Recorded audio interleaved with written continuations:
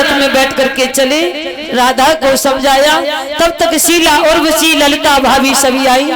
यशोदा से कहने लगी, मैया यशोदा, कन्हैया को काट डाल दिया, तुम्हें पता नहीं कन्हैया के बगैर हम जीवित नहीं रह सकते।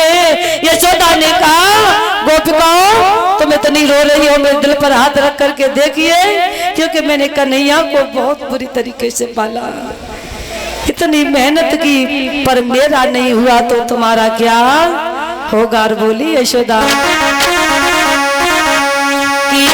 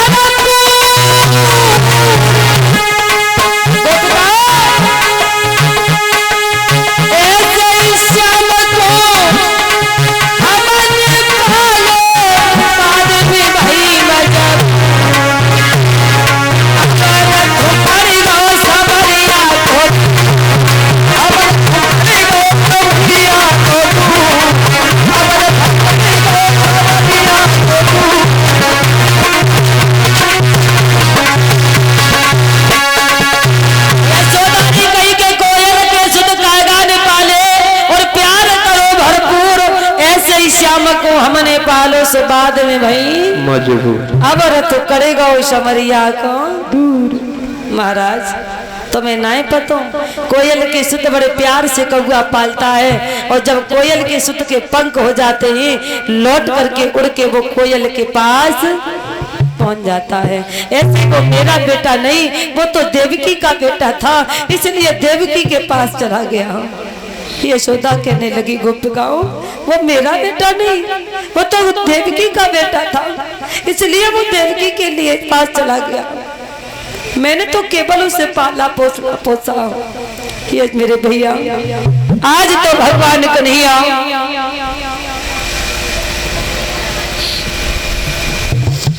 रथ में बैठ करके ग्वाल बलदाऊ भैया को लेकर के यमुना मैया पर पहुंचे हैं। यमुना मैया पर जैसे ही पहुंचे, कहा कि चाचा कुर्जी रथ खड़ा कर दो, और आप कल से कह दो कि कृष्ण बलराम दोनों छोकरे आ गए हैं, तो हम यमुना में स्नान करके आते हैं। आज देरी नहीं हुई, चाचा कुर्जी रथ को वही खड़ा कर दिया। कृष्ण बलराम ग्वाल वाल सभी रथ से उतर आते ही चाचा कुर्जी रथ को लेकर के चले गए। कन्हैया ने स्नान दान किया, स्नान दान करके निकले तो क्या देखा, कंस का धोबी शराब के नशे में चकनाचूर होकर के चला रहा है।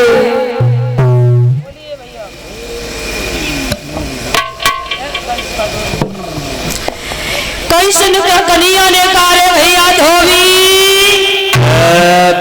धोबी नहीं करने का, मैं तुम्हें धोबी लग रहा है। फिर कौन हो भैया?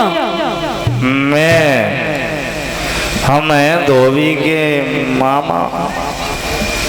धोबी के मामा? हाँ। तो धोबी हुए? धोबी फिर कई धोबी। ए भैया धोबी, कहिए क्या कहना चाहते हो आप? भैया धोबी कहो। 2 दिन के लिए चाहे तो हमें, तुम्हारी पोटरी में क्या है ये?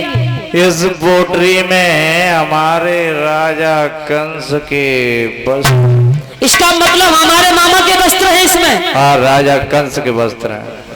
भैया धोबी कहिए। तो 2 दिन के लिए चाहे हमें किराए पर दे दो, चाहे ऐसा बंद हमें दे दो, क्योंकि हमारे वस्त्र पुराने हैं और राजा महाराजा सुंदर सुंदर वस्त्र पहना करते हैं। हम मामा कंस की धनुष यज्ञ देखने के लिए जा रहे हैं, तो तुम्हारा बहुत बड़ा एहसान होगा। जंगली छोरे, कहिए यहाँ से आ गए ऐसे ग्वाल गमारों के लिए राजा के वस्त्र कहाँ धरे? क्यों? जाओ, वस्त्र कुछ नहीं मिलेंगे। अरे भैया धोबी सुनो,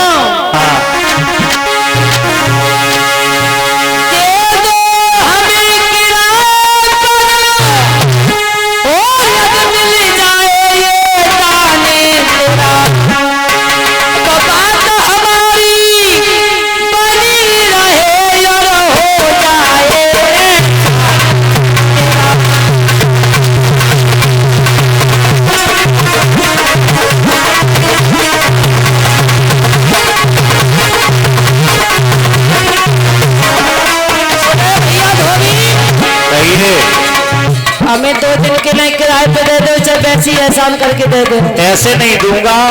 तो फिर कैसे दोगे? बोलो बोलो। सुनो, कहो।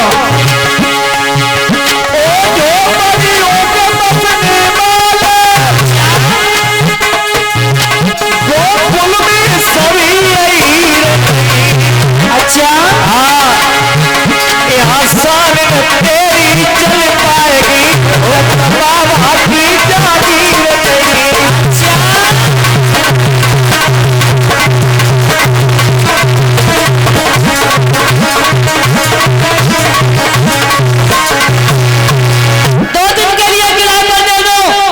कैसे वो नहीं देंगे? यहाँ तुम्हारे नंद बाबा की कोई जागीर नहीं है, समझे?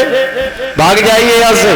आज देरी नहीं हुई, भगवान करिया ने कहा भैया धोबी तू तो बड़ा अर्रा के बात करता है, और दे दे तो, और नहीं दे तो, और दे दे तो, और नहीं दे तो, और दे दे तो नहीं मिलेंगे भाव। दे दे तो भगवान कन्हैया को क्रोध आया, भूसा धोबी के मारा, धोबी का देहात हो गया। बोल गोविंद भगवान की। भगवान कन्हैया ने सुंदर सुंदर वस्त्र ग्वाल बालों ने पहने, आगे बढ़े तो क्या देखा? 3 जगह से टेढ़ी एक स्त्री हाथ में चंदन का कटोरा लेकर के जा रही है। इतनी कुरूप है वह, कितने बड़े बड़े दांत, रंग की इतनी काली डाबर जैसो ड्राम, आई इतनी बुरी लगे वह हाथ के छुए चनऊ न चले जाए।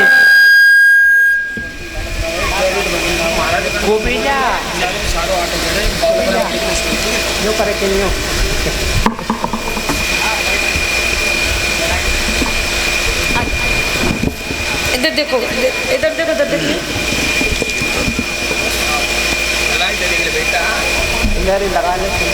ले पैसे जी, इसको ले जाओ।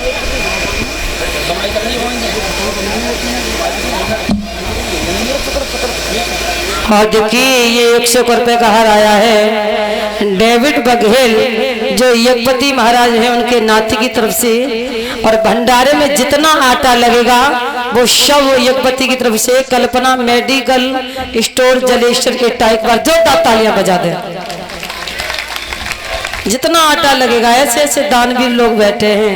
एक बेवदान हो सो 10 रुपया लेके आ जा, सोचता है चढ़ाएं या ना चढ़ाएं, लेकिन चलो कल कथा हुई, कल चढ़ाए देंगे, लौटा ले गए, फिर ले आए बस कल को बिचो चढ़ाए के ना चढ़ा। चलो जहाँ चढ़ाएंगे सो बीड़ी ले लेंगे, 2 दिन कटेंगे, चलो छोड़।